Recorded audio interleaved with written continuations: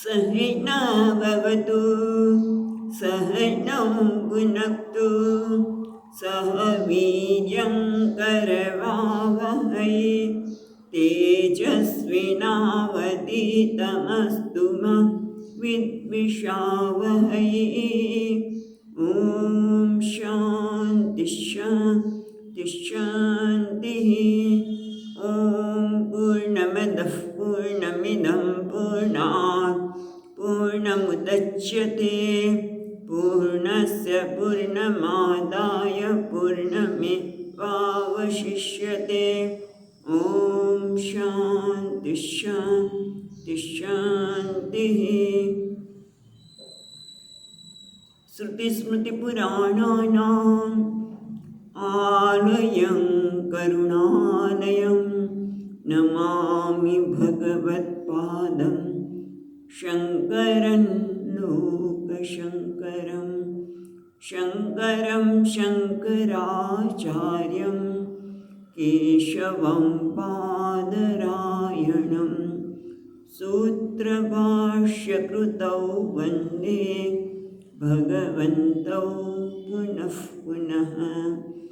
ईश्वरो गुरुरात्मेति मूर्तिभेदविभागिने व्योमवद्व्याप्तदेहाय दक्षिणामूर्तये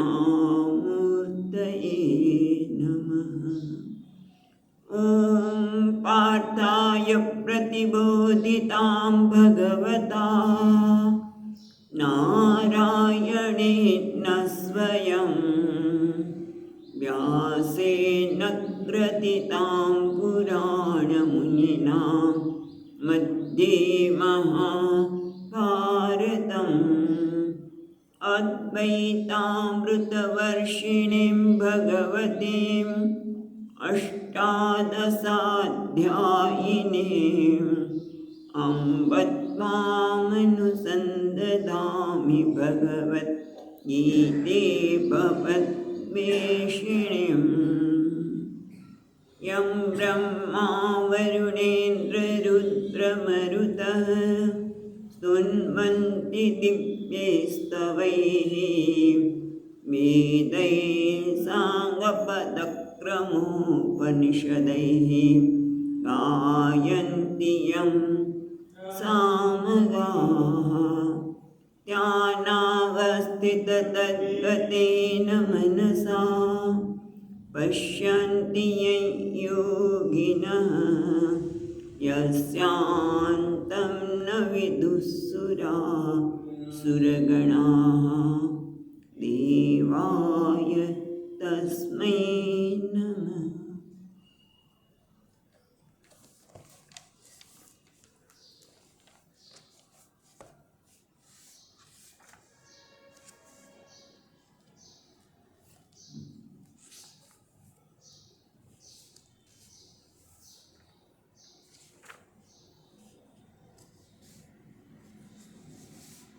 दसमो श्लोक चौथो अध्याय 10મા શ્લોકને ચોથો અધ્યાયનો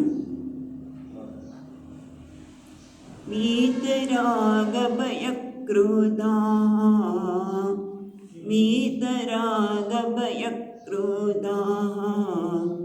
मन्मया माम्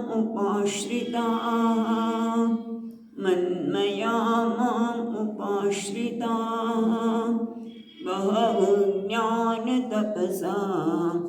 बहवो ज्ञानतपसा पूता मद्भावमागताः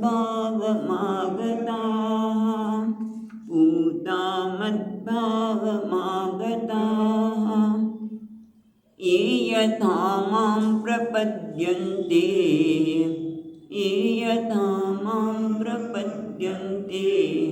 तंस्तथैव भजाम्यहं मम वर्त्मानुवर्तन्ते मनुष्या पार्थ सर्वशः।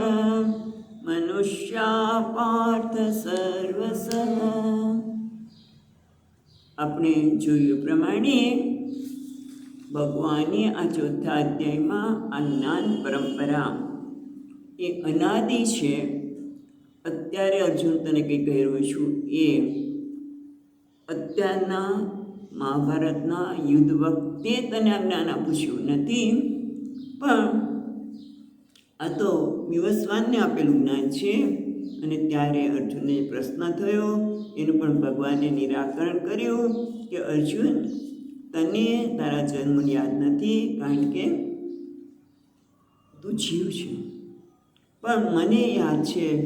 અને એટલા માટે આજના વિવસ્વાન આપ્યું. એના માટે ભગવાને પોતાના અવતાર કાર્યની પણ વાત કરી. અને આપણે જોયું, એક ભૌતિક અવતાર છે અને એક આધ્યાત્મિક અવતાર.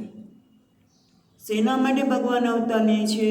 તો કે જ્યારે જ્યારે ધર્મનો રાસ થાય છે, અધર્મનું ઉત્થાન થાય છે, વધારે પડતું, ત્યારે ભગવાન કહે, હું મારી જાતને જ સૃજામી, એને હું પ્રગટ કરું છું. સર્જન નથી કરતા, પ્રગટ કરે છે.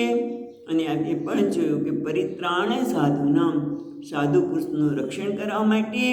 અને જે દુષ્કૃત્યો છે, જે ખોટું કર્મ કરે છે, ધર્મના માર્ગને ચાલનારને હેરાન કરે છે, એના નાશ માટે. અને આ ધર્મનું સંસ્થાપન જ્ઞાન દ્વારા આ ધર્મનું સંસ્થાપન કરવા માટે પણ યુગે યુગે જ્યારે જ્યારે જરૂર પડે છે ત્યારે હું મારી જાતને પ્રગટ કરું છું. અને 9મો શ્લોક બહુ યાદ રાખવા જેવું છે. જન્મ કર્મ ચ મે દિવ્યમ. મારો જન્મ પણ દિવ્ય એટલા માટે છે કે મારો જન્મ સામાન્ય લોકોનો જે જન્મ હોય છે, કોઈ કર્મને ભોગવવા માટે છે, કોઈ કર્મ કર્યું માટે ભોગવવા માટે મનુષ્ય સામે જન્મ લેતો હોય છે. જ્યારે ભગવાનનો જન્મ કોઈ કર્મના ભોગવવા માટે નથી, પણ અજન્મા હોવા છતાં પણ પોતે આ કાર્ય માટે પોતાની જાતને માયા દ્વારા પ્રગટ કરે છે. એટલે એમનો જન્મ પણ દિવ્ય છે અને કર્મ પણ દિવ્ય છે. એમાં એક બહુ મહત્વની વસ્તુ એ છે કે એમના કર્મ ક્યાંય રાગ કે દ્વેષ નથી. જે આપણે પણ કરી શકીએ ને, આપણે પણ પ્રયત્ન કરીએ તો આપણા માટે પણ આ શક્ય છે. એટલું સરળ નથી, કારણ કે આપણે તો કોઈ પણ કર્મ કરીએ અને કર્મફળ આવે એટલે તરત આમ સારું છે, આ ખરાબ છે, આ મારા છે, આ વ્યક્તિ મારી નથી, માટે એની સાથે અમુક પ્રકારનો વ્યવહાર કરો. સતત આપણે એમાં ઝૂલતા હોઈએ છીએ. ભલે ભગવાન બહારથી મહાભારતના યુદ્ધમાં ગઈ વખતે વાત કરી હતી કે મહાભારત યુદ્ધમાં આપણે એમ લાગે પાંડવનો પક્ષ લે છે. એમણે આપણે યુધિષ્ઠિરને મહારાજને કીધું, તમે કહો અશ્વત્થામા હતા નરો વા કુંજરો વા. એને જાણ કે ભગવાન કર્મ કરી રહ્યા છે એવું લાગે છે. પણ એ જ આપણે જોયું કે જ્યારે પરીક્ષિતના એટલે ઉત્તરાના ગર્ભમાં જ્યારે પરીક્ષિતનું મૃતપ્રાય થઈને આવેલ બહાર, ત્યારે ભગવાનના જે વચન છે કે મને આ મહાભારતના યુદ્ધ દરમિયાન કોઈનાય માટે રાગ કે દ્વેષ ન હોય તો આ બાળક સજીવન થાવ. એટલે ભગવાનને કોઈના માટે રાગ પણ નથી ને દ્વેષ પણ નથી. કેમ નથી એમાં પછીના શ્લોકમાં બતાવવાના છીએ, પણ મહત્વની વસ્તુ છે આ કર્મ સમજવાની જરૂર છે. પછી અકર્તા પણ છે એ આવશે, પણ અહીંયા આ શ્લોકના સંદર્ભમાં આપણે એટલું સમજીશું, ભગવાનનો જન્મ પણ દિવ્ય છે અને કર્મ પણ દિવ્ય એટલા માટે છે કે એમાં કોઈ રાગ કે દ્વેષ નથી. જન્મ કોઈ ભોગવટા માટે નથી. એ વાત કર્યા પછી આપણે એ પણ જોયું હતું કે ભગવાન આ તમે જ્ઞાન આપો છો, પણ આવું જ્ઞાન કોઈ પ્રાપ્ત કર્યું છે? તો કે હા, ઘણા બધા સાધકોએ મારા ભાવને પ્રાપ્ત, મત ભાવમાં આગળ તમારા ભાવને એટલે મારી સાથે એક થઈ ગયા છે. મને એમણે પ્રાપ્ત કરીને આવ્યા છે. પોતાનું જીવત્વનું સંપૂર્ણ સમર્પણ કર્યું. બધું જીવત પોતાનું એક જીવ ભાવ પણ એનામાં રહ્યું જ નથી. ક્યારે કે જ્યારે એ વીતરાગ ભય ક્રોધ, જ્યારે રાગ ક્રોધ અને ભયમાંથી મુક્ત થયા છે. અને એટલું જ નહીં, મનમાં બહુ તેના પર વિસ્તારથી વાત આપણે કરી છે. વીતરાગ ભય ક્રોધ, રાગ હોય તો ભય પણ આવવાનો અને ક્રોધ પણ આવવાનો, પણ રાગ એટલે આસક્તિ જ નથી. જે કંઈ થઈ રહ્યું છે ભગવાનની કૃપાથી થઈ રહ્યું છે, માટે હું કરું છું. અને મનમયા, હા, એનું મન મારામાં જ જોડાયેલું છે. મને મામ ઉપાશ્રિતા, હા, અને મને જ શરણાગત છે. અને એટલા માટે આ જ્ઞાન તપસ્યા આ પ્રકારનું અંતકરણ ધરાવતા હોવાથી આ જ્ઞાનરૂપી તપસ એટલે આલોચન, આત્મતત્વનું આલોચન, ભગવાન તત્વનું આલોચન. એના લીધે એ પવિત્ર બનીને એનું અંતકરણ શુદ્ધ બની જાય છે અને એના હૃદયમાં રહેલો હું જ પ્રગટ થાઉં છું. અને આ રીતે એ મને પ્રાપ્ત થયેલા છે. પછી આપણે 11મા શ્લોકમાં જોયું એ પ્રમાણે એ યથા મામ પ્રપદ્યન્તે તામ તથૈવ ભજામ્યહમ. કારણ કે પ્રશ્ન એ થયો હતો કે તમે કે બહવ જ્ઞાન તપસા, ઘણા બધા લોકો તમને પ્રાપ્ત થયા છે, તો તમારામાં પણ રાગદ્વેષ ખરો ને પ્રભુ? કેટલાક તમને પ્રાપ્ત થાય અને કેટલાક તમને પ્રાપ્ત ન થાય, અને તમે પણ રાગદ્વેષવાળા ખરા ને? તમે સંસારી થયા ને પ્રભુ? તો ના, એટલે કેટલાકને તમે જીવન બનાવો, બીજાને નહીં. તો કે ના, એવું નથી. એ યથા મામ પ્રપદ્યન્તે, જે લોકો મને એટલે કોણ? ઈશ્વર. મને એટલે અત્યારે છે વાસુદેવ પુત્ર તરીકે નહીં, પણ ઈશ્વર તરીકે ભગવાન કહી રહ્યા છે. મામ એટલે ઈશ્વર, જે સર્વ કર્મફળના દાતા છે, એને પ્રપદ્યન્તે એટલે ભજનતે, એનું ઉપાસના કરે છે. તામ તથૈવ ભજામ્યહમ, એને હું તે રીતે અનુગ્રહ કરું છું. જેમ 7મા અધ્યાયમાં આવશે, આર્તો જિજ્ઞાસુરર્થાતિ જ્ઞાની ચ ભરતર્ષભ. કેટલાક લોકો છે મારી ઉપાસના ક્યારે કરે છે? અત્યંત મુશ્કેલી હોય ત્યારે, મુશ્કેલીમાં આ અર્થ મુશ્કેલીમાં ત્યારે મને યાદ કરે, પછી ભૂલી જાય. હું એની આરતી પૂરી કરું છું. એની મુશ્કેલી મને યાદ કરી ત્યારે પૂરી કરી. જે રીતે મને ભજે છે, મામ ભજન્તે તામ તથૈવ ભજામ્યહમ, તે તેઓને અનુગ્રહ કરું છું. ભજામી એટલે અહીંયા અનુગ્રહ. એ આરતીમાં મુશ્કેલીમાં યાદ કરતો. એને કેટલાક લોકો અર્થાર્થી છે, એટલે કે મને આ વસ્તુ મળે તો તમારો આટલું ભાગ, મને આટલું મળે તો તમને આટલું આપીશ. તો એ રીતે ભજે છે તો એને એ આપું છું. કારણ કે અને કેટલાક જિજ્ઞાસુ છે, જ્ઞાની છે, એ મને જ જાણવા માગે છે. કેમ? આગળ વાત કરી પ્રમાણે 10મા શ્લોક પ્રમાણે એનું જીવન જ આખું પવિત્ર બની ગયું, અંતઃકરણ પવિત્ર બન્યું છે. એ જિજ્ઞાસા જન્મી છે કે આર્થમાંથી, એટલે જ્યારે આરતી એટલે કે મુશ્કેલી વખતે ભગવાન યાદ કરીએ, પછી જરૂર હોય ત્યારે યાદ કરીએ અર્થાર્થી.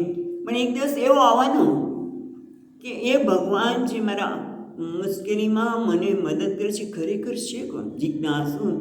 જિજ્ઞાસા જાગૃત થશે તો એની જિજ્ઞાસાને પણ હું પૂરી કરું છું. કેવી રીતે? જ્ઞાન દીપક, જ્ઞાન દીપેન ભાસ્વતા, એના જીવનમાં જ્ઞાન દીપક પ્રગટાવીને હું જે ક્યાં આવ્યા 10મા અધ્યાયમાં જ્ઞાન દીપેન ભાસ્વતા, અને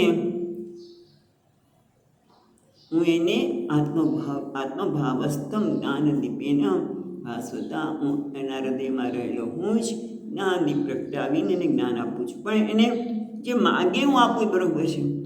કેમ જેમ આપણે વાત કરી હતી કઈ વખતે કે પિતા પાસે બહુ મોટી લાખો રૂપિયાની ઘડિયાળ છે અને બાળકને આપે, નાના બાળકને તો ફેંકી દેવાનો છે, કારણ કે એની કિંમત છે નહીં. એમ લોકોને જ્ઞાનની કિંમત ન હોય એનું જ્ઞાન આપવું તો કંઈ અર્થ છે નહીં. માટે મને રાગદ્વેષ નથી, પણ જે પ્રકારે એ લોકો માગણી કરે છે આપું છું. પણ બીજી લીટી મહત્વની છે, મમ વર્તમાન વર્તન્તે મનુષ્યા પાર્થ સર્વસઃ. મમ વર્તમાન બધા જ, ભલે એ અર્થાર્થી હોય, આર્થ ભક્ત હોય કે જે કંઈ હોય, હા, કોઈ ધન પાછળ દોડતો હોય, કોઈ કે મને બસ વિદ્યા જ્ઞાન માટે પણ ઘણા લોકોને પ્રેમ હોય છે વિદ્યાર્થીઓને.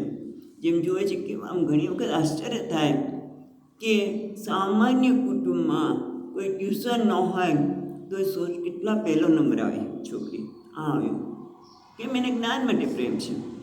એટલે કે મમ વર્તમાન વર્તનતે, બધા જ મારા માર્ગને અનુસરે છે. મમ વર્તમાન વર્તન્તે મનુષ્યા પાર્થ સર્વસઃ. એ પાર્થ બધા જ મારા માર્ગનું અનુસરણ સર્વ પ્રકારે. કેવી રીતે? તો જુઓ કે બધાને મુશ્કેલીમાંથી મુક્ત થવું છે, કારણ કે મુશ્કેલી સહન થતી નથી. બીજા શબ્દમાં કહીએ તો કોઈને અલ્પતા ગમતી નથી. ઉણપ ચાલે છે, ઉણપ ગમે નહીં કોઈને, અધૂરપ ગમે નહીં. હું પહેલો નંબર આવું મને ગમે, અને ટૂંકમાં અલ્પતા વિદ્યાર્થી માટે પહેલો નંબર.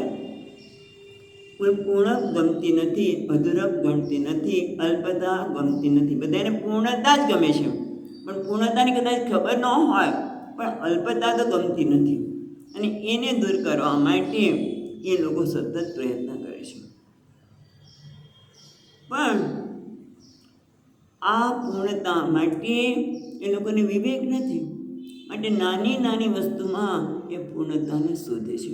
આટલું ધન મળી જાય, એને પૂર્ણ થઈ ગયું, પછી નથી થતું. પછી આટલું વધારે જોઈએ, પછી એ ધનની સત્તાની અમુક વસ્તુની પ્રાપ્તિ થોડીક વાર મળે એને થાય, પણ ખરેખર એના દ્વારા ઈશ્વરને શોધે છે. પૂર્ણતા એટલે કોણ? ઈશ્વર. પૂર્ણતા એટલે આનંદ, પૂર્ણતા એટલે પૂર્ણ પ્રેમ. પણ એ ખબર નથી, એટલે એ તો એમ તો કે નાની નાની વસ્તુને પ્રયત્ન કરે છે. સ્વામીજી મહારાજ કે આ કેવું છે ખબર છે કે કોઈ વ્યક્તિ છે, એને લગ્ન કરવા છે, પણ એ લગ્ન પેલી છોકરીના બદલે એના નખ સાથે કરે કે એના વાળ સાથે કરે તો કેવું લાગે? કારણ કે એને ખબર નથી, માટે ધન મેળવીને ભગવાનને પ્રાપ્ત કરે છે. અથવા તો સંપત, આપણે સત્તા, આ બધું કેવું છે? નખ અને વાળ જેવું છે. અને પણ એ દ્વારા એક વિષય છે તો પરમાત્મા મમ વર્તમાન વર્તનતે. અને ગઈ વખતે જે કહ્યું હતું એને ફક્ત યાદ કરાવીએ છીએ. અને એ શું છે? પ્રાર્થના. કોઈ એમ કહે કે આ ધર્મની પ્રાર્થના શ્રેષ્ઠ છે, આ ધર્મ શ્રેષ્ઠ છે. કોઈ ધર્મની પ્રાર્થના, કોઈ મંત્ર, કોઈ શ્રેષ્ઠ નથી. શ્રેષ્ઠ શું છે? આપણી ભાવના, એની પાછળનું આપણું હૃદય કેવું રેડી છે તે. પરિણે એ શબ્દો આપણે પ્રાર્થના કરતા હોય, બીજાને કદાચ સમજણ પણ ન પડે. દાખલા તરીકે સાઉથના હોય, આપણે કંઈક બોલતા હોય તે લોકો આ શું બોલે છે, અને એ લોકો બોલતા હોય તો આપણને પણ ન ખબર પડે. પણ શબ્દો કરતાં એની પાછળની ભાવના, ભગવાન સાથેનું કેટલું તદાકાર છે એ શ્રેષ્ઠ છે.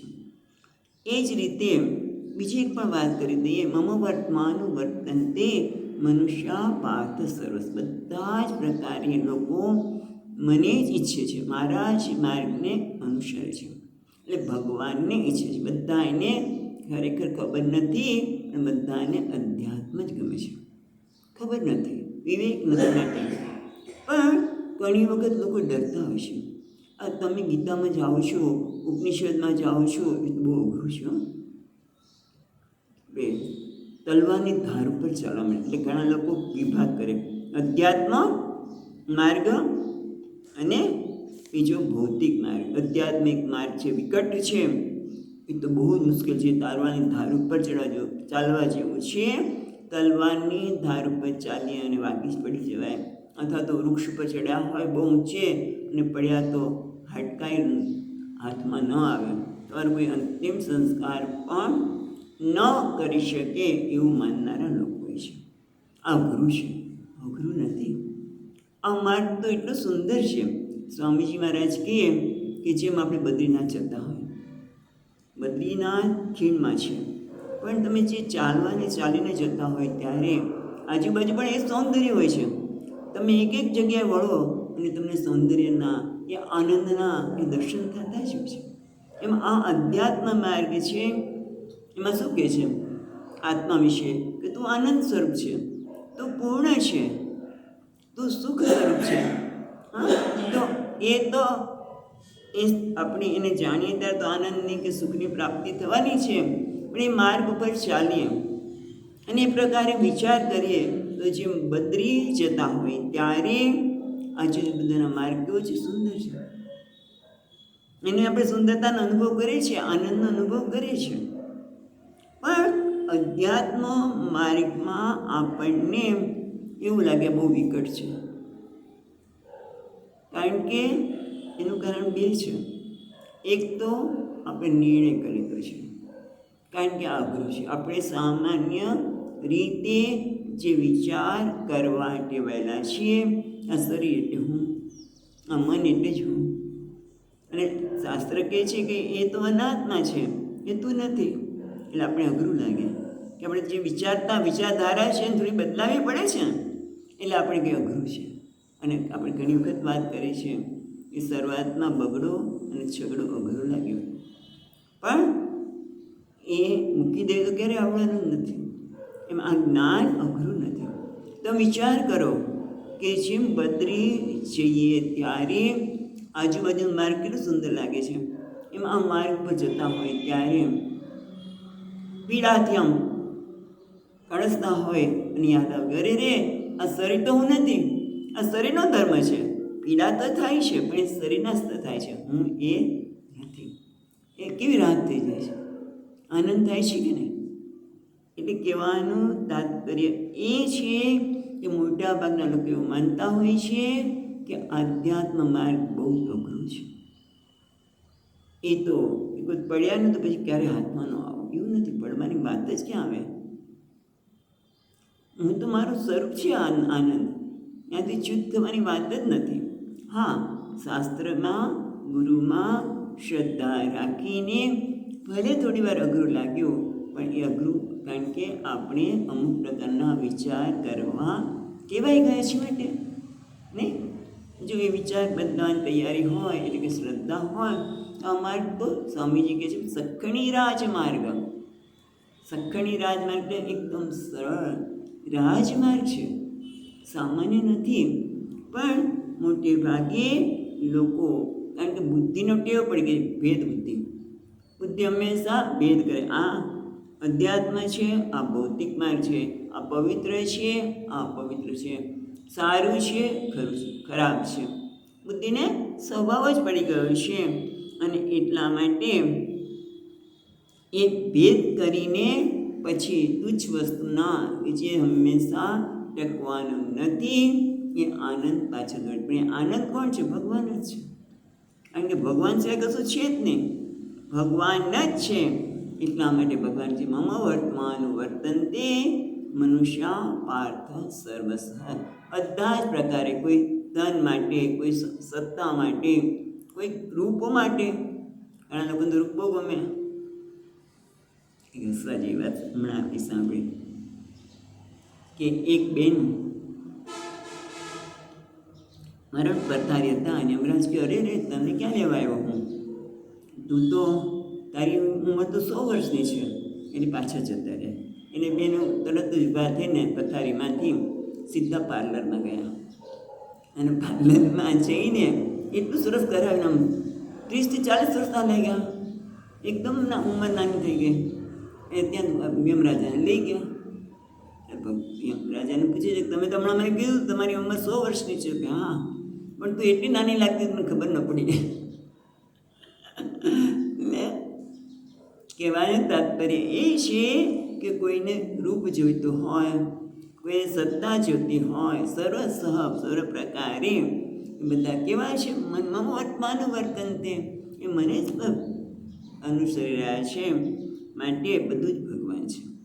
હા, તો સત્તાને બધી વાત કરી, પણ આવશે. એટલે હવે આગળ જઈએ આપણે. યદિ તવ ઈશ્વરસ્ય રાગાદિ દોષ અભાવાત સર્વ પ્રાણીનામ કૃષ્ણાનામ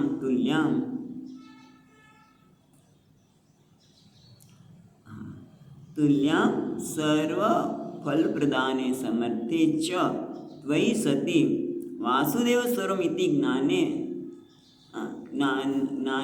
એવ મનુષ્ય સંત.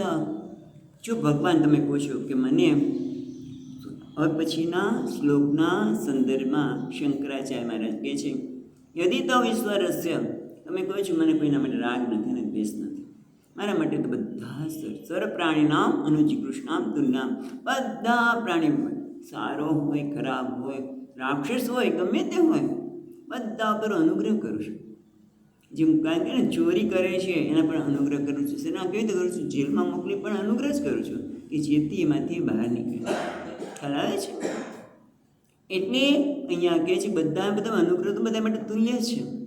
અને પછી તમે જ બધાને કર્મફળ પ્રદાન કરો છો, રાઈટ ભગવાન. તો પછી આ વાસુદેવ સર્વમિતિ, બધા આ બધું જે કંઈ છે એ પરમાત્મા જ છે એવું બધાને કેમ જાણતા હોય? ખાલી મુમુક્ષુ છે એ જ, અને બીજા બધા કેમ નહીં કરતા હોય? આટલું સરળ છે કે તમે બધા માટે અનુગ્રહ કરો, બધા માટે સરખો અનુગ્રહ. કોઈ તમારા માટે વાલા કે દવલા નથી. આપણી ભાષામાં કહીએ તો તમને રાગ કે દ્વેષ નથી. તો પછી બધા આ પરમાત્મા સર્વ છે એવો પ્રયત્ન કેમ નહીં કરતા હોય? એ છે એના માટે કારણ 12મા શ્લોકમાં 12મા શ્લોક. કાંક્ષन्तઃ કર્મણાં સિદ્ધિં, કાંક્ષन्तઃ યજન્ત ઇહ દેવતાઃ, ક્ષિપ્રં હિ માનુષે લોકે, ક્ષિપ્રં હિ માનુષે લોકે સિદ્ધિર્ભવતિ કર્મજા, સિદ્ધિર્ભવતિ કર્મજા. એટલે ભગવાન કહે છે કે તને જે પ્રશ્ન થયો કે બધા વાસુદેવ છે એવું કેમ નહીં કરતા હોય? તો કાંક્ષંતમ કર્મણામ સિદ્ધિમ, કાંક્ષંતમ ઈપ્સિતમ, કાંક્ષંતમ ઈપ્સિતમ એટલે ઈચ્છાથી, કર્મ દ્વારા ઈચ્છા કરે. કારણ તમે જો કર્મ દ્વારા દરેક આપણે કીધું ને કે બધાએ ભગવાનની જ ઈચ્છે છે, કઈ ખબર નથી. પણ કર્મ દ્વારા આપણે ભલે પ્રાર્થના કરીએ, પૂજા કરીએ, પણ છેવટે શેના માટે કરીએ છીએ? ભગવાન માટે. પણ ક્યારેક ક્યારેક શું કહીએ આપણે, આજે વરસાદ, હમણાં વરસાદ તો બહુ આવે છે, પણ ઘણી વખત વરસાદ આવતો નથી માટે કોઈ ઇન્દ્રની પૂજા કરે, કોઈ કે છે હનુમાનજીની કરો, હનુમાનજી મારા જલ્દી પ્રસન્ન થશે, કોઈ કે નામ ગાયત્રીને કરો. એ દરેક વ્યક્તિ જુદા જુદા દેવની પૂજા કરે છે. અને કેટલાક તો પૂજામાં માનતા નથી, કોઈ પ્રાર્થના ન હોય, એમને કોઈ ધર્મગ્રંથે નથી. ભાઈ એવા રાષ્ટ્રો છે, રાષ્ટ્ર રાજ્યની દેશો, એવા દેશો પણ છે કે જ્યાં કોઈ શાસ્ત્ર ધર્મગ્રંથ કેવું કશું ન હોય, પણ શું છે? રાષ્ટ્ર જ દેવ. બધી સંપત્તિ, સામ્યવાદી જે કહીએ, બધી સંપત્તિ કોની? તો રાષ્ટ્રની. કોઈ સંપત્તિ તમારી, કોઈ તમારો હક જ નહીં. આ બધું જ રાષ્ટ્રનું છે. એ તો ખરેખર બહુ મુશ્કેલ છે કે બધા તમે ધરાહાર બધું રાષ્ટ્રનું છે એમ કહી દો. એ તો પણ એ લોકો કોને ઈચ્છે છે? એમના ભગવાન કોણ છે? રાષ્ટ્ર દેવો ભવ. આપણે પણ ભારત માતાની છે, એ ભારત માતાને પણ આપણે દેવ ઈચ્છીએ છીએ. ટૂંકમાં જે લોકો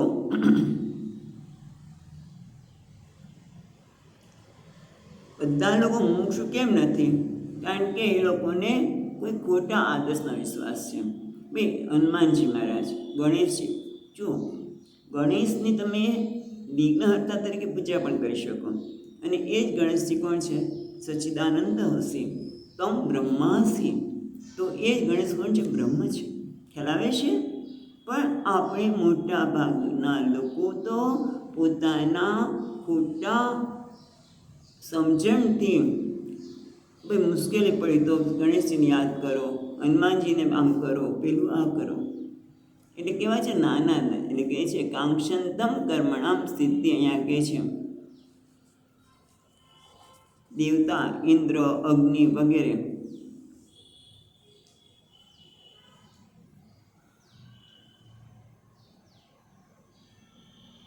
ત્યારે એ ઇન્દ્ર હનુમાનજી માર્ગ તે હોય. પણ અહીંયા આચાર્ય યાદ અપાવે છે કે દેવતા ઇન્દ્રાદ્યાહ અથ યથ ય અન્યથા દેવા ઉપાસતે અન્ય સ અહમસ્મિતિ સવેદ યથા પશુરેવ દેવાનામ ઇતિ. એ જ્યારે હું જુદો ભગવાન જુદા ને એમની પાસે મારે કંઈક ફળ જોઈએ છે તો કેમ ભગવાનને એ ભગવાનને ભજે છે? ફળ આપનાર તો ભગવાન જ છે. બીજું કહ્યું ને એ થામામ પ્રપદ્યંતે તામ તથે ભજામ્ય. જે કે મારી પાસે આવે છે એ પ્રમાણે એનું ફળ આપું છું. એટલે ભગવાન જ ફળ આપે છે. પણ મોટાભાગના લોકો નાના નાના દેવતાઓને પૂજે છે, ભગવાન પાસે સિદ્ધ નહીં.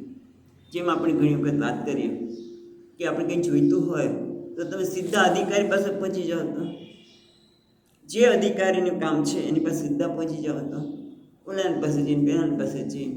અને ઘણી વખત આપણને ગેરમાર્ગે પણ દોરે. અધિકારી જે છે એના સંદર્ભમાં પણ ગેરમાર્ગે દોરે. તમારે જેનું કામ છે એને સીધા મળે ને. પણ મોટે ભાગે લોકો સીધા પરમાત્માને મળી શકતા નથી. અને એટલે શું થાય છે? કર્મણા કાંક્ષતમ સિદ્ધિ યજંત યહ દેવતા. કર્મણા સિદ્ધિ એટલે કર્મનું ફળ.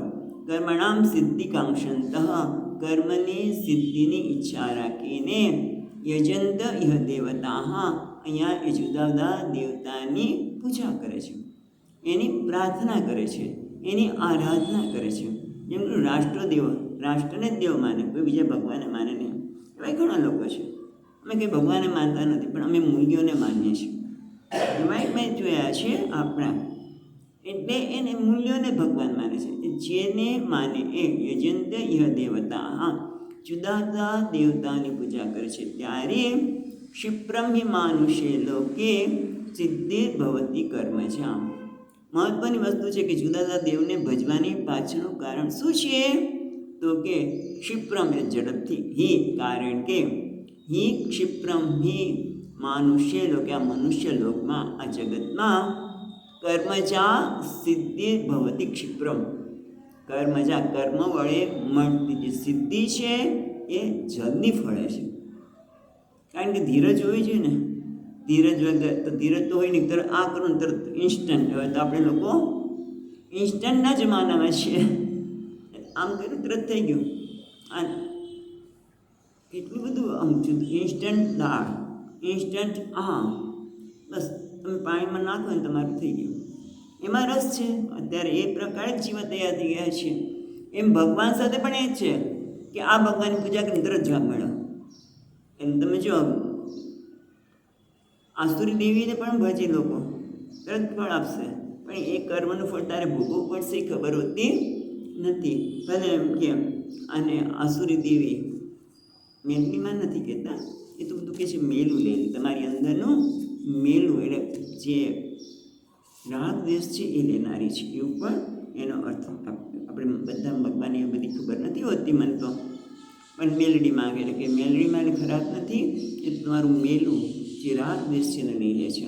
પણ કેટલાક લોકોને તરત ફળ જોતું હોય, એટલે કોઈના પર ટુંબણ કરવું હોય, કંઈક આ કરવું હોય તો એવા દેવતાની ભજન કરે.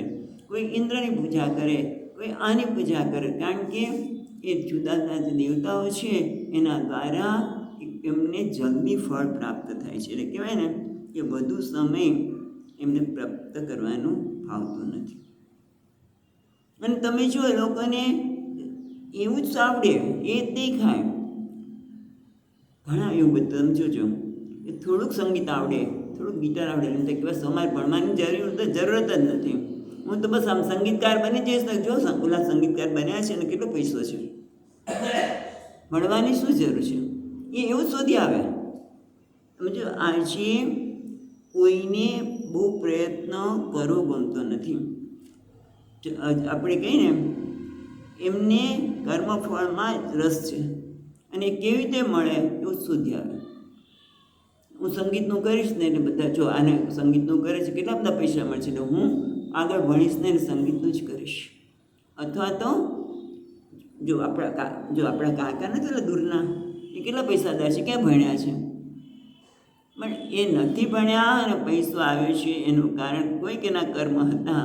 યોગ્ય સમયે યોગ્ય જગ્યાએ પહોંચ્યા અને લગ્ન થયા. એ પત્ની પણ ઘણું કરિયાવર લાવી હોય, જમીન લાવી હોય મોટી, કારણ કે જમીન 1 વીઘા સ્વામીજી 1 વીઘા જમીન વેચીને 1 કરોડ રૂપિયા આવે છે.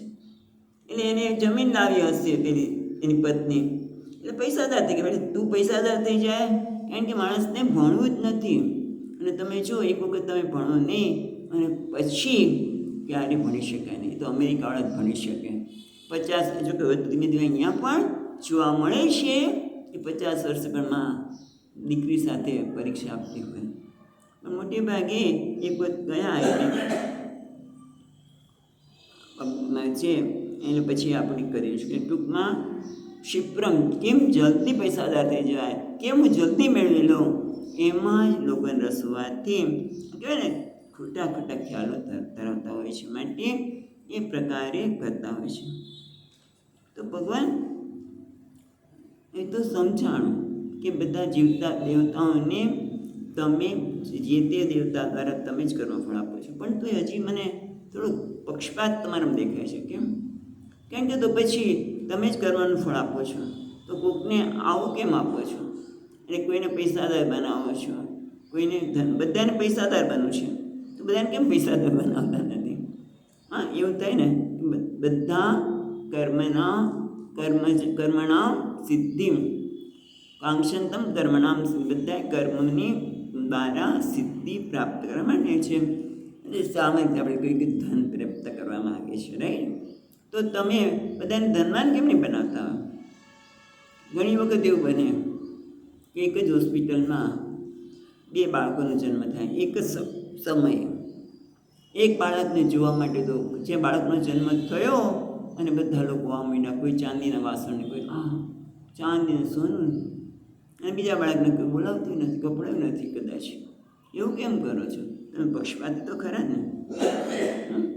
એટલે આ બહુ મહત્ત્વની વાત કરે છે કે ભગવાન તમે કોશો ખરા, પણ પક્ષપાતી તો ખરા જ ને. કોઈકને પૈસાદાર બનાવો, કોઈને આ બનાવો, અને પછી કોઈ મેં જ આ જગતનું સર્જન કર્યું છે, તો જગતનું સર્જન કરીને તમે પક્ષપાતી તો ખરા ને. આ તો કેવું છે, સ્વામીજી મહારાજ કે તમે કોઈ બાળક હોય, તમે એક અમુક જગ્યાએ કોરિયા વગેરેવાળા છોકરાઓને અમેરિકા લે છે દત્તક નહીં.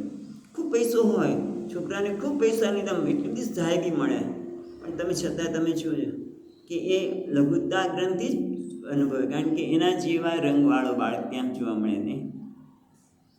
એટલે અમુક વાતાવરણમાં હોય તો જ ભલે આપણે ભગવાન જ કરી શકીએ કે યશોદામયા જન્મ આપનાર દેવકી અને ગયા યશોદામયા ત્યાં. પણ સામાન્ય માણસને આ બધી મુશ્કેલી પડે. એ ટૂંકમાં તમારું આ સર્જન ખામીયુક્ત ખરું ને પ્રભુ? પ્રશ્ન એ કરે છે પછીના શ્લોક માટે કે ભગવાનને તમારું સર્જન ખામીયુક્ત નહીં.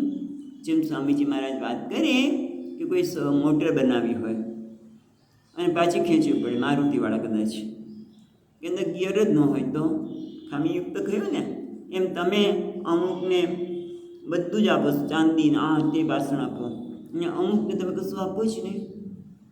ઓલાને ચાલવાની મુશ્કેલી પડે, અને કેટલાક લોકોને ચાલવાની મુશ્કેલી હોય પણ એને મોટર હોય ને બધું હોય એટલે મોટરમાં ફરે, ચાલી ન શકતો, પગ ન હોય તો, બીજાને પગ ન હોય તો એને મુશ્કેલી પડે. એટલે આ બધી પ્રભુ તમારી ખામીવાળું નહીં સર્જન. તમે સર્જન કર્યું તો હા મેં સર્જન કર્યું, પણ કેવી રીતે કર્યું એ બધી વાત આપણને 13મા શ્લોકમાં કહે છે.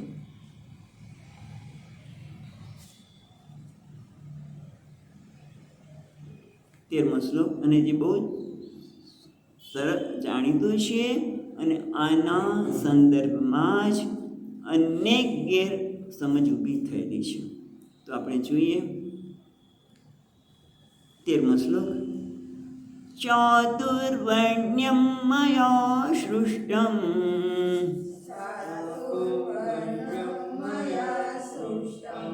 ગુણકર્મ વિભાગશઃ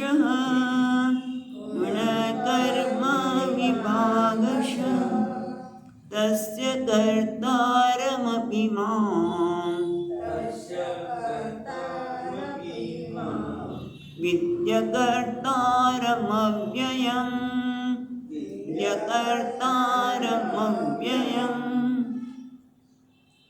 એટલે કે ચાતુર્વર્ણ્યમયા સૃષ્ટમ ગુણકર્મ વિભાગ છે. ભગવાન કહે છે હા, મેં આ જગતનું સર્જન કર્યું છે અને એ સર્જન કર્યા પછી એની વ્યવસ્થા પણ કરી છે. કેવી રીતે કરી છે કે મને મનમાં આવે એમ બોલાને અમુક આપવું બીજાને ન આપવું એવું નથી. ગુણકર્મ વિભાગ છે. ગુણના આધારે અને વિભાગ એટલે જાતિના કર્મના વિભાગ. ગુણ એટલે કયા પ્રકારના ગુણ ધરાવે છે? જાતિ અને કર્મના આધારે મેં આ વિભાગ કર્યા છે. અને તમે જો બધી જગ્યાએ આ હોય છે હા, કે આપણા ભારત દેશમાં વૈદિક પરંપરા હતી ત્યાંની આ વાત કરે છે કે વૈદિક પરંપરામાં ભગવાને ચાતુર્વર્ણ્ય 4 પ્રકારના વર્ણ 4 પ્રકારની જાતિ મારા દ્વારા નક્કી કરવામાં આવી. કેના દ્વારા? એક તો ગુણ દ્વારા અને કર્મ દ્વારા. એ કયા પ્રકારનું કર્મ કરે છે? પણ કર્મ ક્યારે થાય? એનું ગુણ. એનામાં કયા પ્રકારની ગુણ છે એટલે કયા પ્રકારની અંદર ઈચ્છા છે. અને ગુણ એટલે સત્વ, રજસ અને તમ ગુણ. કયા પ્રકારના ગુણનું પ્રાધાન્ય છે અને એ પ્રકારે કર્મ કરવાનો છે. તમે જો બ્રાહ્મણ કહીએ તો બ્રાહ્મણમાં પણ 4 પ્રકારના જોવા મળે. બ્રાહ્મણ ક્ષત્રિય, બ્રાહ્મણ વૈશ્ય, બ્રાહ્મણ શૂદ્ર. કેવી રીતે જોઈએ કે જો બ્રાહ્મણ છે એ કોને કહેવાય કે જે સત્વગુણનું પ્રાધાન્ય હોય, એટલે કે એને જીવનમાં કોઈ મહત્વાકાંક્ષા ન હોય અને બસ એને વેદ પઠનમાં ને એમાં જરૂર છે. કોઈ વ્યક્તિના બીજાથી પ્રભાવિત ન થાય કે હું આની પાસે એટલું છે મારી પાસે નથી. આત્મસંતોષ જે છે એના માટેને આત્મગૌરવ હોય. હું બ્રાહ્મણ છું, હું વેદનું પઠન કરું છું હા, પણ એ જ બ્રાહ્મણમાં તમે જુઓ વેદ પઠન કરાવતો હોય પણ તે મને ધનની પ્રાપ્તિ થાય, મને આ મળી જાય એટલે વેદ પઠન કરાવે છે પણ સાથે સાથે બ્રાહ્મણ ક્ષત્રિય ધનની પ્રાપ્તિ માટે કરે. અથવા તો હું કંઈક મારું વર્ચસ્વ બતાવું. ચાલો બ્રાહ્મણ, પછી બ્રાહ્મણ ક્ષત્રિય એટલે જેમાં રજોગુણ, સત્વગુણ તો છે પણ સાથે રજોગુણ પણ પહેલાં વધારે પછી સત્વગુણ. એ કહું બ્રાહ્મણ ક્ષત્રિય. પછી વેદ પઠન કરાવતા કરતાં એને એક જ થાય કે આ વેદ પઠન દ્વારા મને કેમ ધનની પ્રાપ્તિ થાય, હું પણ બીજાની જેમ ગાડીમાં ફરતો હતો. હજી તમે જુઓ બ્રાહ્મણને પણ થાય કે અમારી પાસે પણ ગાડીઓ હોવી જોઈએ ને, અમારી પાસે પણ આવું હોવું જોઈએ ને. તે કેવો છે એનામાં રજોગુણ અને તમોગુણ સત્વગુણ પાછળ રહી જાય છે અને એટલા માટે એ વૈશ્ય, બ્રાહ્મણ વૈશ્ય. અને પછી મંદિરમાં પૂજા વગેરે કરાવતો હોય પણ એમાં આળસ હોય, પ્રમાદ હોય. કેમ કે ભાઈ હું તો આ પૂજા એટલે કરાવું છું જેથી મારી આજીવિકા ચાલે. એ ફક્ત ભગવાનનું નામ, બ્રાહ્મણ તો ભગવાન સાથે ભરેલું છે પણ એની બદલે એને તો આજીવિકામાં જ રસ છે. તે કેવો કહેવાય? શૂદ્ર, બ્રાહ્મણ શૂદ્ર. એટલે ટૂંકમાં બ્રાહ્મણમાં પણ આ હોય છે અને ગુણ કર્મ એટલે કેવી રીતે જેમાં સત્વ પ્રધાન હોય, રજોગુણ ઓછો હોય અને પછી તમોગુણ ઓછું સાવ એને કહેવાય બ્રાહ્મણ. પછી રજોગુણ વધારે, પછી સત્વગુણ અને તમોગુણ તો એને ક્ષત્રિય કહેવાય. જેમાં શૌર્ય હોય, જે 18મા અધ્યાયમાં બહુ વિસ્તારથી વાત કરવાની છે ભગવાન, કે જેમાં શૌર્યતા હોય, બીજાને ઉપયોગી કેમ થવું, બીજાનું રક્ષણ કરવું વગેરે એ ક્ષત્રિય હોય. ત્રીજો છે એમાં શું છે? રજોગુણ વધારે, પછી તમોગુણ, પછી સત્વગુણ એટલે વૈશ્ય. જેને કંઈક કરવું છે, લેવું છે અને એ સમાજમાં છે એને વૈશ્ય કહેવાય. અને જે બસ સેવાના ભાવને વરેલો છે. આ 4 પ્રકારના એને જ કહેવાય તમોગુણ વધારે, પછી રજોગુણ અને પછી સત્વગુણ એને વૈશ્ય આપણે શુદ્ર કહીશું. પણ આ 4 જે છે એમાં કોણ શ્રેષ્ઠ છે? સ્વામીજી કે કોઈ શ્રેષ્ઠ નથી. આ વ્યવસ્થાની પાછળ ભગવાનનો એક જ હતો હેતુ કે જેના દ્વારા પોતાના ગુણને આધારે, સત્વ, રજસ અને તમોગુણ ગુણને આધારે એને જે કર્મ કરવામાં આપ્યું હોય એનાથી એને સંતોષ હતો. અને તમે જો કે આ વ્યવસ્થા અત્યારે નષ્ટપ્રાય થઈ ગઈ છે અને એની પાછળના ઘણા બધા કારણ છે. આ વ્યવસ્થા ટકાવવા માટે વિશેષ રક્ષણની જરૂર હતી, બધું જતું રહ્યું. હવે બ્રાહ્મણ, વૈશ્ય ક્ષત્રિય કે શૂદ્ર એ બધામાં કોણ શ્રેષ્ઠ? તુલસીદાસજી મહારાજ કહે છે કે મુખ શ્રેષ્ઠ કે પેટ કે હાથ કે પગ? કારણ કે મુખ દ્વારા જ્યારે અનાજ જાય છે ત્યારે ચાવીને પોતાની પાસે નથી રાખતો, એ અંદર જાય છે. એટલે કે શરીરના દરેક અવયવને પુષ્ટિ આપવા માટે દરેક અંગ શ્રેષ્ઠ છે. બ્રાહ્મણ મુખ આસિત, બ્રાહ્મણ છે ભગવાનનું મુખ છે. બાહુ એ ભગવાનના ક્ષત્રિય છે. પણ બધાની આવશ્યકતા છે. એક વસ્તુ હોય તો કંઈ થાય નહીં. તમે જો ઘરમાં એક બ્રાહ્મણ જ હોય, ઘરના કુટુંબીઓમાં પણ એક હું બધાએ જ્ઞાન આપે, વડીલો હોય બધા નિર્ણય કરે, જ્ઞાન આપે, પછી બીજા એના પ્રમાણે એનું અનુસરણ કરે, એ પણ આવશ્યકતા છે. અને બધા જ ધંધો કરવા લાગે તો ઘરનું સંચાલન કોણ કરે? એને ઘરને સાચું રસોઈ કરવી, ઘર સફાઈ કરવી, એની પણ જરૂર છે ને. એટલે દરેકની જરૂર છે. ભલે આપણે વૈદિક પરંપરા પ્રમાણે આ પ્રકારે ભાગ પાડ્યા. અને તમે જો પછી બાળકને કોઈ ચિંતન જ ન હોય. બ્રાહ્મણનો બાળક હોય એટલે એને કઈ નોકરી કરવી, કઈ સ્પર્ધા કરવી, એને નક્કી જ હોય કે એને વેદનું અધ્યયન કરવાનું છે, સરસ રીતે પૂજા કરવાની છે, આ બધું. અને એને ગૌરવ હોય. આજે તમે જુઓ કે આ બધું કેમ નવું થઈ ગયું? કારણ કે મનુષ્યમાં હંમેશા એ કહેવાય ને સંચાલન કરવાનું, પોતે ડોમિનેટ, બીજાને ઉતારી પાડી નાખવા. હું શ્રેષ્ઠ છું, તું નબળો છું, હું શ્રેષ્ઠ અને તમે નબળા. અને એટલે તમે જુઓ કે શૂદ્રને અચ્યુત એને અડવું નહીં, એને હળદૂત કરવામાં આવ્યું, એને અડાય પણ નહીં. એટલે સુધી આ લોકોએ આપણી વર્ણ વ્યવસ્થા તો ભગવાનની પ્રાપ્તિ માટે હતી કે તમે જે કંઈ કર્મ કરો, બ્રાહ્મણ જે કર્મ કરે, ક્ષત્રિય કરે કે વૈશ્ય, એ બધા દ્વારા છેવટે પરમાત્માની પ્રાપ્તિ કરે. પોતાના કર્મ દ્વારા પરમાત્માની આરાધના બનાવે. એ પોતે આ કર્મને એટલો એના મગજ પર હાવી ન કરે કે હું આ કર્મ કરું છું બરાબર નથી, આ કર્મ શ્રેષ્ઠ નથી. સ્વામીજી કે ડુગડુગવાલા જો ઢોલ વગાડતો ઢોલી, એના છોકરાને ઢોલી જ બની જાય, એને બીજી કોઈ ચિંતા ન હોય. પણ હવે તો બાળક નાનો હોય ત્યારથી જ મારે શું બનવાનું છે, કેવા વધારે પૈસા મળશે, વગેરે વગેરે. કારણ કે પોતાને એના લીધે અર્થપ્રધાન બની ગયો, બીજાને ડોમિનેટ કર્યા. અમે શ્રેષ્ઠ, તમને હલકા, અમે શ્રેષ્ઠ, તમે હલકા. એટલે મને યાદ આવે છે કે મને બેન અત્યારે પણ છે પ્રોફેસર, પણ હવે પ્રોફેસર પણ છોડીને આદિવાસીઓની સેવા કરે છે. આજે તમે જો ઘણા બધા લોકો આદિવાસીઓનું ઉત્થાન માટે, કે આદિવાસીનો આપણે તિરસ્કાર કર્યો, કેટલા બધા લોકોનો તિરસ્કાર જ કર્યો છે. એટલે એ લોકોને પોતાના બનાવવા માટે, નહીં તો પછી બીજા ધર્મમાં જવા માંડે. એ ટૂંકમાં આ બધાની પાછળ જતું રહેશે.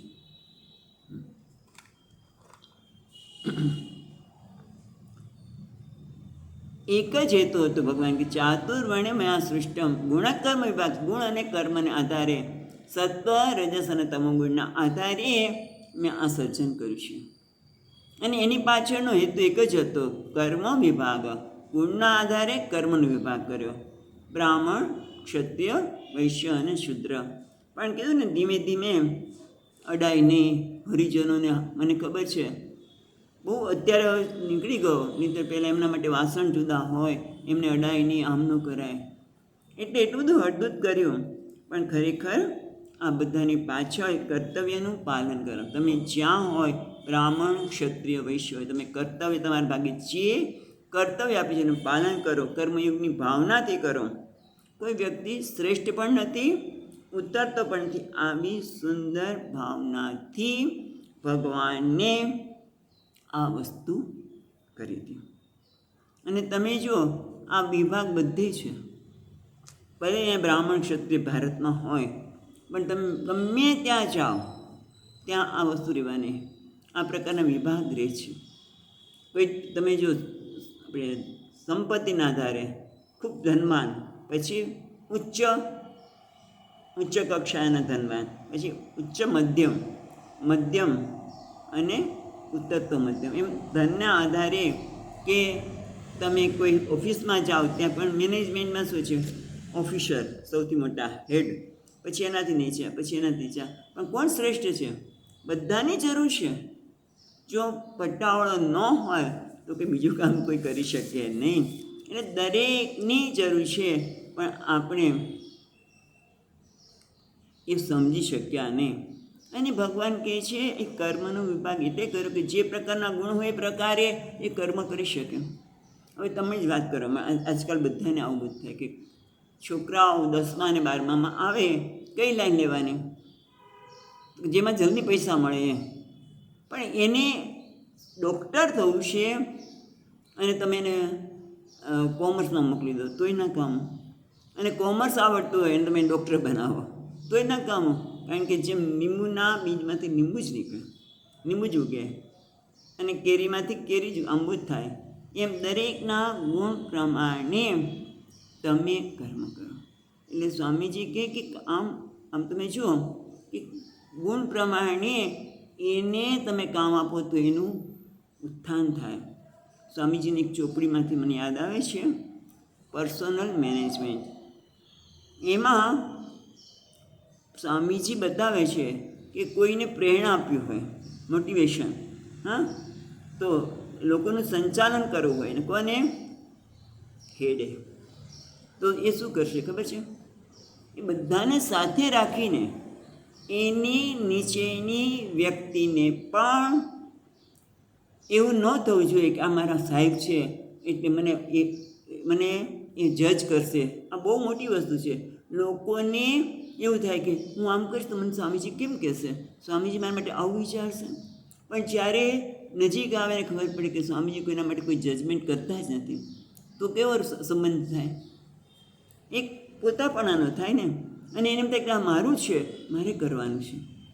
એ તો એક અંતર ઊભું થાય. અને આ બધું અહીંયા વાત છે કે સ્વામીજી હંમેશા કહે કે જે હેડ હોય એને એવી રીતે કરજો કે સામેની વ્યક્તિમાં ગૌરવની લાગી જાય કે અમે કંઈક છીએ, અમે કોઈ ઉતરતા નથી, અમારી પણ કંઈક સ્થિતિ છે, એવું વ્યવહારમાં થવું છે. એવી હેતુથી ભગવાને આ શ્લોક છે ને એમાં આવે છે. આજકાલ જે સેમિનાર થાય આપણે પર્સનલ મેનેજમેન્ટ ગીતા દ્વારા કેવી રીતે એમ કે બધા ઓલું કરવું, પણ આ વસ્તુ પાછળ હેતુ આ છે. અને પછી કહે છે કર્મ ગુણ પ્રમાણે બ્રાહ્મણ, ક્ષત્રિય, વૈશ્ય, અને કર્મ પ્રમાણે બ્રહ્મચારી, ગૃહસ્થ, વાનપ્રસ્થ અને સંન્યાસી. બ્રહ્મચારીનું કામ શું છે? બસ ભણવું. પણ આજે બ્રહ્મચારી ભણતા ભણતા રાજકારણમાં જતો રહે. બ્રહ્મચારી ભણતા ભણતા ઘરમાં કેટલા નાના છોકરાઓને આપણે આશ્ચર્ય થાય કે એ લોકોને બધી ખબર હોય. ઘરમાં વડીલો એવી રીતે વાત કરે એમની સામે, આ વસ્તુ મોંઘી છે, આ વસ્તુ સસ્તી છે, આ વ્યક્તિ સારી છે, આ વ્યક્તિ બરાબર નથી. બ્રહ્મચારીનું કામ શું છે? એ બામ ભણવાનું નહોતું, એનું કામ છે ભણવાનું જ. પણ એવડા નાના છોકરાઓને પણ ભણવાની બદલે આ વ્યવહારિક જગતમાં ખબર પડતી હોય. ના, બ્રહ્મચારીનું કર્મ વિભાગ છે, ભણ. પછી ગૃહસ્થ. ગૃહસ્થ તો શ્રેષ્ઠ છે. સ્વામી કેમ બધાનું ધ્યાન રાખે. અને ક્યારે રાખી શકે? જ્યારે એના પોતાનો કોઈ ઈગો ન હોય, પોતાનો કોઈ મેળવવાનો ન હોય, ત્યાગની ભાવના બંને પ્રકાર હોય, એકને નહીં. પત્ની ત્યાગ કરે અને પતિ કંઈ ન કરે, કારણ કે પતિ છે ઘરનો મોભી છે, તો એ બધાનો ખ્યાલ રાખે. પોતે પણ પોતાના આગ્રહોને ત્યાગ કરે તો જ ગૃહસ્થાશ્રમ શ્રેષ્ઠ બને. બધાને સાંભળે, બસ હું કોઈ કરવાનું જ, મારું કોઈ માને નહીં તો એની સાથે ઉડવાનું બંધ, એની સાથે વ્યવહાર ખરાબ, એ મોભી ન કહેવાય. એટલે કોઈ પોતાના ઈગોને સંતોષ કરવા માટે મોભી નથી, એ તો બધાનો ખ્યાલ રાખવા માટે છે. એમ પેલી બેન પણ તમે જો આપણે કેટલું બધું જતું કરતી હશે. ત્યાગ, ગૃહસ્થાશ્રમ એટલે ત્યાગનો જ આશ્રમ કહેવાય છે ખરેખર તો. અને છેવટે સંન્યાસ એટલે અહંકારનો ત્યાગ. પણ એની તૈયારી આ છે, ત્યાં ઈગોને અને બધાને કહેવાય ને આદર. ગૃહસ્થાશ્રમ તમે જો મંત્રા ભગવાન રામે મંત્રનો ક્યારે તિરસ્કાર કર્યો નથી. કઈ માતા જ્યારે ભરતજી અને બધાની સાથે રહીને આવે છે ત્યારે પણ ભગવાને એમને પહેલાં બોલાવે છે. એ ક્યારે થઈ શકે કે જ્યારે આપણા મનમાં આ ત્યાગની ભાવના હોય. આ ગૃહસ્થાશ્રમ બહુ સુંદર છે કે જેમાં આ બધાની પાછળ ભગવાનની જ્યારે 4 વિભાગ પાડ્યા, ગુણ અને કર્મની પાછળ આની ઉન્નત વિચારસરણીથી પણ લોકો સમજ્યા નહીં. અને તમે જુઓ પછી ગૃહસ્થાશ્રમમાં એક વ્યક્તિ ત્યાગ કરે અને બીજી વ્યક્તિ એનું શોષણ કરે. મોટે ભાગે એવું જ થતું હોય છે. પેલી સ્ત્રી બધું જતું કરે અને પાછી એની મા પણ એને કે બેટા બધું સારું થઈ જશે, થોડુંક સહન કર. ઓલી બિચારી સહન કર્યા જ કરે અને બીજા લોકો એની કદર જ ન કરે. જાણ કે એ જ બધું એણે નોકરી એણે કરવાની, આજકાલ તો એવું જ થાય છે ને, નોકરીએ કરવાની, ઘરમાં બધાને માટે રસોઈ કરવાની, આવીને પણ એટલે શોષણ જ થયું ને. બીજા કરી શકતા હોય પણ ના, બહુ એટલે આવું જ કરવાનું. એટલે અત્યારે આ વસ્તુ આપણે ભૂલી ગયા છીએ. પણ ભગવાને જ્યારે રચના કરી ત્યારે ગૃહસ્થાશ્રમ એટલે જ્યાં બધાને સમાન આદર, બધાને કહેવાય ને પ્રેમ સ્વીકાર અને ત્યાગની ભાવના. અને ક્યારે બને કે જ્યારે હું મારો અહંકાર દૂર કરું ત્યારે. પછી વાનપ્રસ્થમાં ઉપાસના વગેરે અને છેવટે સંન્યાસ, ઘરમાં રહીને પણ સર્વ કર્મનો સંન્યાસ લઈ શકીએ. એટલે આમ ટૂંકમાં ભગવાને આ કર્યું. પછી ભગવાન કહે છે હું આ સૃષ્ટિનું સર્જન કર્યું ત્યારે આ ચાતુર્વર્ણ્ય મેં રચના કરી. તો ભગવાન તમે આ બધા રચના કરી, કોઈને બ્રાહ્મણ બનાવ્યા, કોઈને ક્ષત્રિય, તો તમને એની અસર થાય કે નહીં? બરાબર છે ને? તમે આવું બનાવ્યું તો તમને એની અસર તો થાય ને. હું કંઈક કરું તો પછી એની અસર તો મને થાય જ ને. સારું કરું કે ખરાબ કરું એની અસર તો થાય ને. તો કે ના, તસ્ય કર્તારપીમાં, બીજી પ્રેમા કહે છે, બહુ સુંદર શ્લોક છે, તસ્ય કર્તારમ અપીમામ વિદ્ધિ અકર્તારમ અવ્યયમ. ભગવાન કહે છે તું મને આ બધા હું કર્તારમ મને મામ, તસ્ય કર્તારમ અભિમામ, તું આ બધા ચાતુર્વર્ણની રચના કરવાની, જગતનું સર્જન કર્યું, એ 4 વર્ણનો વિભાગ કર્યો, 4 આશ્રમ વિભાગ કર્યો, એ બધાનો કરતા તો શું? કેવી રીતે? માયાની દ્રષ્ટિએ. પણ મારા સ્વરૂપથી તો હું કેવો છું? અકર્તા છું. એના માટે દ્રષ્ટાંત જોઈએ કે અગ્નિ છે, અગ્નિમાં આપણે હાથ નાખીએ એટલે આપણો હાથ દાજી છે. એટલે અગ્નિ કે તમને બાળ્યો? તો કે હા. મને જ કેમ બાળ્યો? મેં તો બાળ્યો નથી, તે હાથ નાખ્યો તો તું બળ્યો. ખ્યાલ આવે છે? હાથ નાખ્યો એ દાજ્યા તો મને બાળ્યો? અગ્નિ કે હા, કારણ કે એનો સ્વભાવ છે. પણ એની દ્રષ્ટિએ સ્વરૂપથી એ કોઈને બાળતો નથી. આપણે હાથ નાખ્યો માટે ભગવાન કહે છે હું માયાની દ્રષ્ટિએ આ જગતનું સર્જન કરતા છું. એના માટે મેં 4 વર્ણની અને 4 આશ્રમની વ્યવસ્થા કરી. એની પાછળનો એક જ હેતુ હતો, બધાનું કલ્યાણ થાય. પણ લોકો સમજ્યા નહીં સમય જતાં, એટલે આ બધી વ્યવસ્થા ઊભી થઈ છે. અને એના માટે કહીને કે બધા બ્રાહ્મણો બીજાને હલકા ગણ્યાનું લે, આમ કર્યું તે કર્યું. બધા અંદર આવી જે બ્રાહ્મણ ક્ષત્રિય નહીં, બધા એ જ છે. બધાને પોતાનું પ્રભુત્વ બતાવવું હોય એટલે બીજાને હલકા પાડે, બીજાનું શોષણ કરે. આ તો બધી જગ્યાએ છે. કોઈ એક કાસ્ટે નથી કર્યું. અત્યારે તમે જો બધી જગ્યાએ આ જ હોય છે. તમે કામ કરો તમારું શોષણ થાય. પણ એ તો એક વસ્તુ રહી. પણ મહત્ત્વની વસ્તુ શું છે કે ભગવાન કહે છે હું અકર્તા છું. મારા સ્વરૂપની દ્રષ્ટિએ હું અકર્તા છું. મારામાં કોઈ પ્રકારનો વ્યય નથી. એટલે વ્યય એટલે કે કોઈ પરિવર્તન. કારણ કે કંઈ પણ સર્જન કરવું કોઈ તો આપણામાં પરિવર્તન આવે તો તે ને. કોઈ પણ કર્મ કરવું હોય તો પહેલાં મને નક્કી થયું કે ભાઈ મારા કામ કરવાનું છે, પછી હું કર્મ કરું એટલે મારામાં થોડુંક પરિવર્તન આવે. પણ ભગવાન છે હું તો અવ્યય છું અને અકર્તા છું, એ મને તું જાણ. ભલે એક દ્રષ્ટિએ હું જરૂર કરતા છું, પણ આત્માની દ્રષ્ટિએ કેવો છું? હું અકર્તા છું. હું અકર્તા છું એટલે અવ્યય છું. માટે આ વસ્તુ બહુ સુંદર વાત કરી આ શ્લોકની. આપણી વૈદિક પરંપરાની જે વાત કરી કે તું મને દોષારોપણ ન કરીશ. હું તો આ ગુણ અને કર્મનો વિભાગ પણ મારી જાતે નથી કરતો. કર્મ એ લોકોના કર્મને આધારે એ લોકોમાં જે પ્રકારના ગુણનું પ્રાધાન્ય જોઉં છું એ પ્રકારે મેં કર્મનો વિભાગ કર્યો છે. હા, એ પ્રકારે એમ જ્ઞાતિનો વિભાગ કર્યો. બ્રાહ્મણ, ક્ષત્રિય વગેરે પણ એમના કર્મના આધારે, ગુણના આધારે. અને કર્મ પણ એટલે વેચ્યા કે જેથી એમની ઉન્નતિ થાય, કારણ કે આ બધાનું કલ્યાણ થાય એ જ માટે છે. બાકી હું ખરેખર કરતા નથી, હું કેવો છું? અકર્તા છું, અવ્યય છું. સારું, હવે આગળ કાલે બહુ સુંદર શ્લોક છે, પછી જોઈશું. કારણ કે પાછું આટલું કહે ને એટલે તરત જ પાછું કે ભગવાન તમે કહો છો પણ આમાંય તમારા રાગદેશ તો દેખાય છે.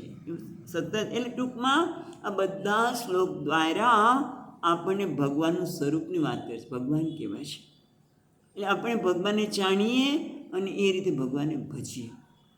અત્યાર સુધી બધા જ રીતે ભગવાન પોતાના સ્વરૂપની વાત કરી રહ્યા છે. ચલો આગળ જઈએ, કાલે જોઈશું. ઓમ પૂર્ણમદઃ પૂર્ણમિદં પૂર્ણાત પૂર્ણમુદચ્યતે પૂર્ણસ્ય પૂર્ણમાદાય પૂર્ણમેવાવશિષ્યતે. ઓમ શાંતિ શાંતિ શાંતિ. શંકરં શંકરાચાર્યં કેશવં બાદરાયણં सूत्रभाष्यकृतौ वन्दे भगवन्तौ पुनः पुनः. ईश्वरो गुरुरात्मेति मूर्तिभेदविभागिने व्योमवद्व्याप्तदेहाय दक्षिणामूर्तये नमः. ॐ शान्ति शान्ति शान्ति. हरिः ॐ. श्रीगुरुभ्यो नमः. हरिः ॐ.